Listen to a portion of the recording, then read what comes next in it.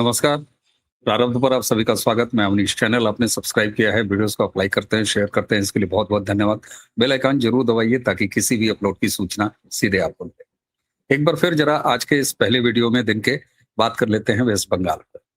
बात करना इसलिए ज़रूरी है कि जिस तरीके चुनावी हिंसा का इतिहास रहा है बंगाल में, मुझे लगता है कि बंगाल के इतिहास में, और मुझे लगता ही नहीं बल्कि ये सच है कि बंगाल के इतिहास में यह पहला ऐसा मौका है जब कोई चुनाव इतने शांतिपूर्ण तरीके से हुआ है। अब आप कहेंगे साहब, फिर भी मुर्शिदाबाद में झड़प की घटनाएं हुई।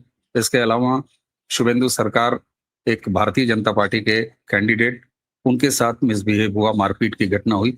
लेकिन वेस्ट बंगाल के चुनाव के और चुनावी हिंसा के बारे में हम जितना भी जानते हैं, ये उसके सामने कुछ भी नहीं है और कार्रवाई भी हुई है। शुभेंदु सरकार प्रत्याशी जिनके साथ बदतमीजी की गई थी, उन चारों के चारों टीएमसी के गुंडों को इस समय लॉकअप में और जेल की हवा खिलाई जा रही है। तो एक तरफ इतना शांतिपूर्ण मतदान और दूसरी तरफ अगर इक्का दुक्का घटनाएं हुई भी हैं तो उस पर बहुत तगड़ी कार्रवाई। ये बताती है कि जिस बैठे हुए डर अराजकता को निकालने के लिए इलेक्शन कमीशन ने सुप्रीम कोर्ट के निर्देशन में ये सारी व्यवस्था की, वो सब सफल रही। आप कल्पना कीजिए, पहले फेज के 152 सीटों यानी 152 सीट्स पर 44,736, जी हाँ, 44,736 कुल मतदान केंद्र, और एक भी मतदान केंद्र पर वेस्ट बंगाल में रीपोलिंग यानी पुनर्मतदान की आवश्यकता नहीं समझी जा रही। ये अपने आप में ऐतिहासिक घटना है, ये छोटी घटना नहीं। जिस समय हम पूरे भारत में उत्तर प्रदेश हो, बिहार हो या बाकी और प्रदेश हो, लोकसभा के चुनाव हों या राज्यसभा के चुनाव हों, विधानसभा के हों, चुनावी हिंसा का वो हमने इतिहास में डाल रखा है। तो इसी वेस्ट बंगाल में आज भी ये चुनावी हिंसा जारी रही, 2021 में जारी रही। 2021 में ममता बनर्जी यानी टीएमसी के सरकार बनाने की स्थिति यानी उनकी जीत के बाद जो हिंसा हुई वो भी अभूतपूर्व थी। लेकिन इन मात्र 5 सालों में जिस तरीके से चुनावी हिंसा उसकी समाप्ति की गई है, रिपोलिंग की कहीं से भी कोई आवश्यकता नहीं महसूस की गई है, 92% मतदान हुआ है, ये वेस्ट बंगाल के लिए उपलब्धि है। इसी के साथ साथ तमिलनाडु के लिए भी ये उपलब्धि है, क्योंकि वहां भी जिस रिकॉर्ड तोड़ मतदान के बाद एक भी रिपोलिंग की आवश्यकता नहीं महसूस की गई। तो तमिलनाडु और वेस्ट बंगाल इस मामले में दोनों बराबर पर हैं, कहीं भी कोई पुनर्मतदान नहीं हो रहा है। अब 152 सीटों की कहानी हमने आपको लगातार सुनाई। हमने ये भी बताया कि कैसे 58 जो ऑलरेडी 59 वहां से वो जीत चुके हैं, उसके अलावा 84 ऐसी सीटें थी यहाँ पर पिछले चुनाव में 21 के चुनाव में टीएमसी से भारतीय जनता पार्टी हारी थी, यानी दूसरे नंबर की थी। लेकिन उसमें से 25 ऐसी सीटें जहां हार और जीत का अंतर केवल 8,000 और 8,000 वोटों से कम था। आप याद करें एक ही उदाहरण कि नंदीग्राम, जहां से ममता बनर्जी को हराया था शुभेंदु ने मात्र 1970 या 75 वोटों से। वहीं 2024 का लोकसभा चुनाव आते आते उसी नंदीग्राम विधानसभा में भारतीय जनता पार्टी ने 8100 वोटों की बढ़त हासिल की थी, यानी ये 8,000 से नीचे की 25 सीटें सीधे सीधे भारतीय जनता पार्टी के पक्ष में। इसके अलावा एक फिगर और बताता हूं, 11 ऐसी सीटें जहां पिछली बार कांग्रेस, लेफ्ट, हुमायूं कबीर, ओवैसी, इन्होंने बेहतर परफॉर्म किया था, वो भी इसी में आती थी। और भाजपा ने वहां भी रणनीतिक रूप से विपक्ष यानी सामने वाले कैंडिडेट्स और पार्टियां, जिसमें हुमायूं कबीर, ओवैसी, खुद ममता बनर्जी और कांग्रेस उसके साथ लेफ्ट, ये शामिल हैं। तो ये 11 सीटों का डेंट सीधे सीधे लगने जा रहा है तृणमूल कांग्रेस को, ममता बनर्जी को। इस तरीके से 100 यानी शतक 152 में पार हो चुका। हालांकि गृह मंत्री ने 110 सीटों का आंकड़ा दिया है, लेकिन मैं ये कहता हूं कि, और कहता आया हूं कि 105 सीट के लगभग ये बढ़ भी सकता है। अब आते हैं जरा सेकंड फेज पे, जिसके लिए अब चाहे वो कैलकाटा हो, अर्बन कैलकाटा हो, या उसके अलावा जो ग्रेटर कैलकाटा का इलाका है, और उसके साथ साथ 142 सीटें जिसमें अर्बन मतदाता भी शामिल हैं, जिसके चुनाव प्रचार की गति अब काफी आगे बढ़ चुकी है और विशेष गति से ये पूरा पूरा चुनाव चल रहा है। तो अब क्या स्ट्रेटजी है, देखिए, डर का माहौल समाप्त हो चुका है। ये हम सब ने बंगाल से देखा है, न सिर्फ देखा है बल्कि महसूस किया है। ठीक है, हम मानते हैं कि एसआईआर की वजह से बहुत सारे ऐसे नाम थे जो कट गए, इसलिए भी मतदान का प्रतिशत बढ़ा है। ये भी ठीक है। लेकिन आप कल्पना कीजिए कि वो लोग जो घरों से नहीं निकलते थे, जिसकी वजह से मतदान नीचे होता था, इस बार वो घरों से निकले हैं। इसलिए प्रथम चरण के मतदान ने और मतदान की व्यवस्थाओं ने ये विश्वास और आगे बढ़ा दिया है। चलो पलटाई यानी बदलाव का ये दौर महसूस किया जाता रहा है, और इसीलिए बार-बार हम कह रहे थे कि प्रथम फेज जो टेम्परामेंट सेट करेगा, उसके बाद से ही ये दूसरे फेज का चुनाव वहां से उठेगा, और वो उठ चुका है। Booth to booth management Bharatiya Janata party अपने तरफ से, तृणमूल के जितने भी गुंडे हैं वो हतोत्साहित हो चुके हैं इस पहले दौर में। और जिन लोगों को भी ये चिंता हो कि जितने भी सेंट्रल फोर्सेस हैं, पहले दौर का जो मतदान हुआ उन इलाकों से हटा के सेकेंड फेजेस में पूरी तरह शिफ्ट कर दिए जाएंगे, लेकिन ऐसा नहीं है। वहां के लिए पहले ही बहुत बड़ी संख्या में सेकेंड फेजेस के 142 सीटों पर ऑलरेडी सेंट्रल फोर्सेस तैनात हैं। जो सेंट्रल फोर्सेस पहले जो चरण का मतदान था वहां जो डिप्लॉयमेंट थी, वो डिप्लॉयमेंट केवल और केवल 50% को मूव किया जाएगा। 50% अभी भी उसी इलाके में रहेंगे। और जैसा कि हम सबको मालूम है कि सुप्रीम कोर्ट में जब सेंट्रल फोर्सेस को वहां चुनाव के बाद की हिंसा को देखते हुए तैनात रखने की चुनाव आयोग ने एक समय सीमा तय करने का प्रयास किया, तो सुप्रीम कोर्ट ने कहा था कि ये आप नहीं कर सकते।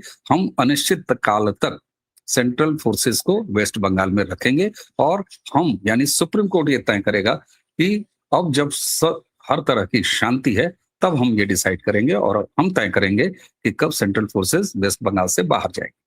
तो सरकार बदलेगी। उसके बाद अगर प्रतिशोध में भी कोई हिंसा हुई तो उसके लिए भी बंगाल के मतदाताओं को निश्चिंत रहने की आवश्यकता है। और ये पहले फेज में शांतिपूर्ण मतदान करा के दिखा दिया है व्यवस्था में लगे हुए लोगों ने। और यहां तक आप सोचे मैसेजिंग गई है कि एसआईआर पर, आईपैक मामले पर जब लगातार दूसरे दिन की सुनवाई हुई और ठीक उसी समय मतदान समाप्त हुआ उसी दिन, तो सीजेआई यानी chief justice of India supreme court ने भी इस बात को लेकर खुशी जताई कि ये मतदान शांतिपूर्ण हुआ है। तो जो ऑब्जेक्टिव्स थे इलेक्शन कमीशन के, जो एक चाहत थी सुप्रीम कोर्ट की, जो एक आम भारतीय की चाहत थी कि फ्री एंड फेयर इलेक्शन हो वेस्ट बंगाल में, वो पहले फेज में हो चुका है। सेकेंड फेज के लिए सारी चीजें अपने अपने तरीके से चल रही हैं। कुछ ऐसी इनपुट्स मैं आपको दूं, खासतौर से सेकेंड फेज के लिए। अर्बन बंगाल इस बार चौंकाएगा, मैं लगातार आपसे कह रहा हूं। जिस इस सेकंड फेज यानी 142 सीट को भारतीय जनता पार्टी की कमजोर कड़ी कहा जा रहा है, ये कहानी अब बहुत पीछे छूट चुकी है। क्यों? क्योंकि बंगाल के मतदाता ने परिवर्तन करने का ठान लिया है। वो खुल के न सिर्फ बोल रहा है, उसने खुल के पहले चरण में वोट किया है।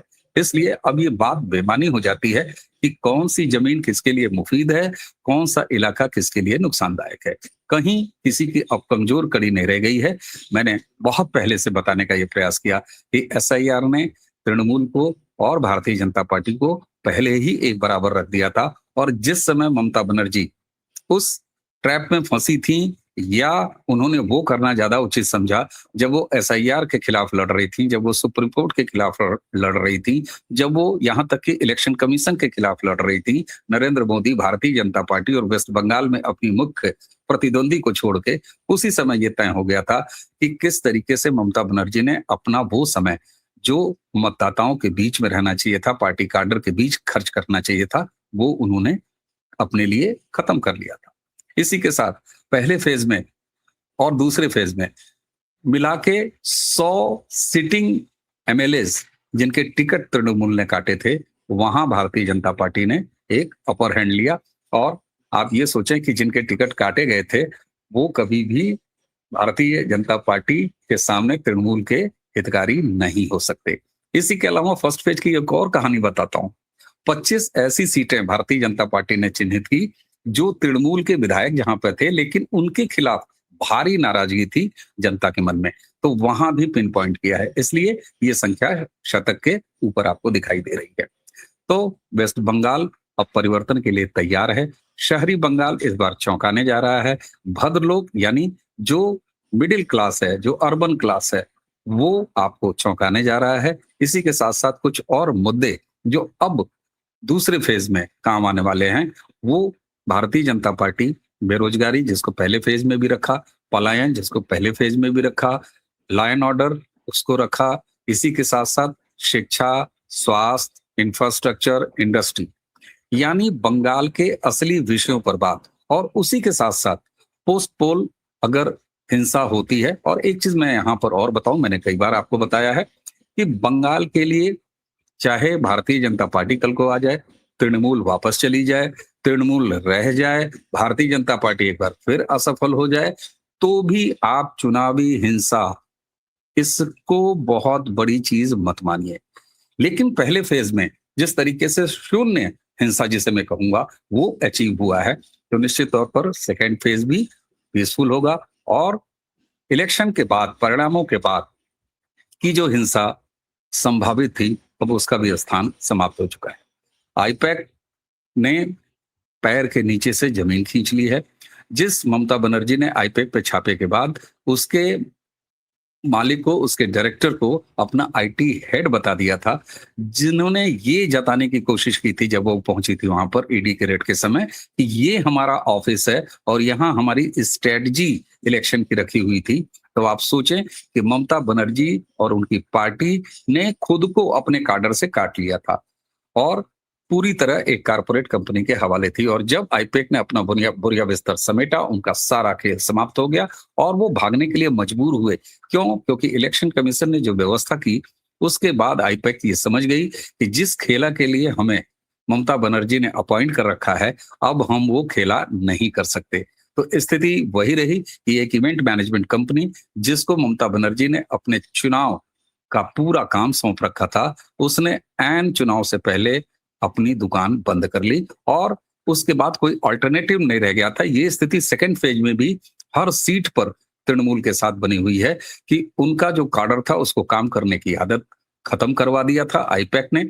आप सोचें झंडा कहाँ लगेगा, बैनर कहाँ लगेगा, बैनर पर कैंडिडेट की कौन सी फोटो लगेगी, किसकी सभा होगी, ये सब कुछ से लेके पर्चियां बांटने तक का काम, मतदान केंद्र के बाहर जो स्टॉल लगेगा वहां कौन कौन होगा, ये सब कुछ आईपैक तय कर रहा था और वो एक झटके से अब सीन से बाहर है। हालांकि कुछ लोग पीछे बैठ के काम कर रहे हैं, लेकिन वो तेवर, वो व्यवस्था पूरी तरह समाप्त हो चुकी है। तृणमूल के काडर को ये काम करने की आदत छुड़वा दिया था ममता बनर्जी ने। इसलिए आपने तमाम ऐसे वीडियोस देखे होंगे पहले फेज के, जहां पर भारतीय जनता पार्टी के स्टॉल भरे हुए नजर आ रहे थे, तृणमूल के वही स्टॉल जहां से पर्चियां और मतदान केंद्र के लिए लोग जाते हैं, वो खाली पड़े हुए थे। एक तरफ अराजकता, गुंडई की समाप्ति, दूसरी तरफ नेटवर्क ध्वस्त है और तीसरी तरफ एंटी इनकम्बेंसी, चौथा बंगाल का मतदाता ममता को हटाने के लिए तैयार बैठा है। ये सारी चीजें अब बंगाल को एक दूसरे फेज की तरफ लेके चली हैं। इसलिए मैं फिर एक बार कह रहा हूं, जो लोग भी ये समझते हैं कि पहले फेज का 152 सीटें वो बड़ी मजबूत थी, 142 सीटें जो दूसरे दौर में आ रही हैं वो टफ हैं, अब इन बाधाओं से, इन बाउंड्रीज से बाहर जा चुका है वेस्ट बंगाल का चुनाव और पूरी तरीके से वहां पर सत्ता परिवर्तन की जमीन तैयार है। बंगाल पर और भी अपने गेस्टों के साथ आपसे, आपके बीच चर्चा लेके आते रहेंगे। लेकिन अगर ये छोटी सी बात, ये वीडियो आपको पसंद आया हो तो इसे आगे जरूर बढ़ाइएगा। और एक बार सैल्यूट करते हैं मतदान में लगे हुए सभी कर्मचारियों की, सभी पुलिस कर्मियों की, सभी सेंट्रल फोर्सेस की, इलेक्शन कमीशन को, जिन्होंने वेस्ट बंगाल के चुनावी इतिहास में ये पहली बार इतना शांतिपूर्ण मतदान पिछले 50-60 सालों में, और उसके अलावा एक भी सेंटर पर रीपोलिंग नहीं, जबकि बूथ थे 44,736, 44,736 और नो रीपोलिंग। तो इसी के साथ आज की चर्चा यही समाप्त करेंगे। मुझे यानी अमनीश को आज्ञा दीजिए। नमस्कार, प्रणाम, जय जय श्री राम।